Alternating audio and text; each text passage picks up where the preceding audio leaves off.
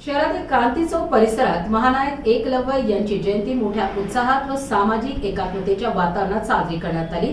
सकल भिल्ल समाजासह सर्व समाज घटकांनी मोठ्या प्रमाणावर उपस्थित राहून जयंती उत्साहात साजरी केली।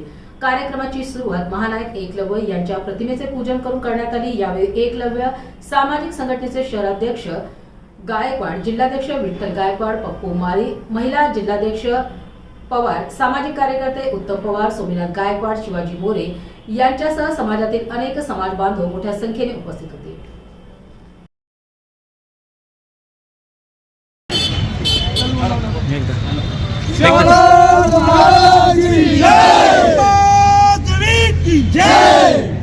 वसंतराव नाईक साहेबांचा लालाराव लाल सेवालाल, लालाराव लाल सेवालाल, लालाराव लाल सेवालाल,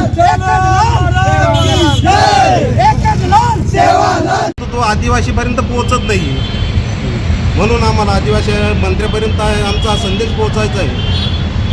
काय नाव तुझं? माझं नाव विठ्ठल दादाराव गायकवाड, मी एकलव्य संघटना जिल्हा अध्यक्ष। जयंतीनिमित्त सर्व समाज बांधवांना एकलव्य जयंतीनिमित्त हार्दिक शुभेच्छा। आणि येणाऱ्या काळामध्ये सर्व आदिवासी बांधवांनी एकत्र येऊन 15 फरवरी शिवरात्रीच्या दिवशी सर्वांनी एकत्र येऊन जयंती साजरी करावी आणि यापुढे असंच चालू राहणार। आणि वैयक्तिक ज्या लाभाच्या योजना आहे आमच्या आदिवासींच्या योजना त्या त्यांच्यापर्यंत पोहोचत नाही। आणि आदिवासी विकास मंत्र्यांना एवढंच म्हणणं आहे की त्यांनी आमच्या समाजाकडे लक्ष देऊन आणि पुढील कारवाई सविस्तर चालू ठेवावी, नसता आम्हाला रस्त्यावर उतरल्याशिवाय पर्याय नाही। मंजित गायकवाड, एकलव्य संघटना शहर अध्यक्ष। ओके, काय सांगाल तुम्ही आज जयंती साजरी करताय? मी आदिवासी जयंती साजरी करते। माझं म्हणजे साऱ्यांना नमस्कार। मी आदिवासी बोलते। माझ्या मायलाला म्हणजे ही लोक म्हणजे नदी नाल्याला इकडं तिकडे राहतात, आमच्यावर कोणी लक्षच करत नाही। कारण की आमची एवढी हात जोडून विनंती आहे की आमच्या भील लोकांना ते ना संपूर्ण सहकार्य करावं। सरकाराला माझी हात जोडून विनंती आहे, आम्ही काही वाईट बोलत नाही, आमच्या लोकांचा दुसरे फायदा घेते, पण आमचा कोणीतरी फायदा घ्या, आमच्यावर लक्ष करा। आम्ही भील लोक नदी नाल्याला सशे मासे धरून पोटं भरणारे लोक, आमच्याकडे लक्ष करा तुम्ही। आमच्याकडे लक्ष ना देताना या अशा कार्याने ते काही नाही की आमच्या नावा करून दुसरे घेत आहे, आम्हाला कोणी देत नाही। म्हणजे योजना मिळतात, योजना असतात पण तुमच्यापर्यंत जात नाही, आमच्यापर्यंत जातच नाही ना। काही योजना कोण घेत आहे, याचा फायदा कोण घेतं? दुसऱ्यांना करून घेते, आमच्या नावा करून दुसरे लोक घेऊन टाकते।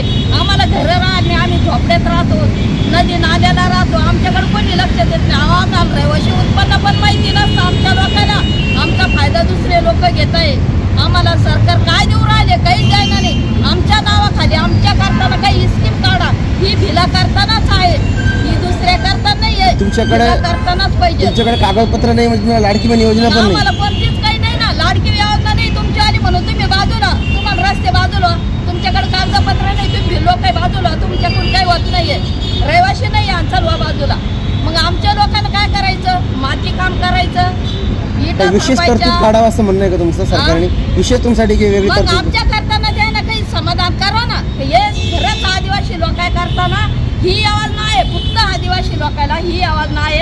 आमच्या लोकांचीच रांग लागन, दुसऱ्या लोकांची रांग लागल्यावर आम्हाला बाजूला हाकलून देते, कारण की आमच्या अवस्थेनं बघून काय म्हणते ते बाजूला जातीभेद करतात लोक, आम्हाला बाजूला करतात। आम्ही आदिवासी लोक एवढे परिस्थितीमध्ये वेगळे आहेत, आम्हाला कोणीच बोलू शकत नाही। आम्ही असे रस्त्याला चाले तरी म्हणते बाजूला भी लोक आहे, आम्हाला कोणीतरी सहकार्य करा। सरकारला माझी हात जोडून विनंती आहे। पोलीस प्रशासनाकडून काही त्रास होतो का?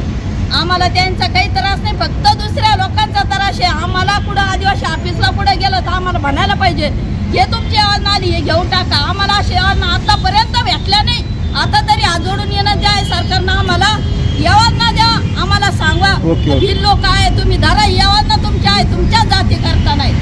काय ना तुमचं? सुमन अशोक माळी, साताऱ्यातून बोलते मी। ओके।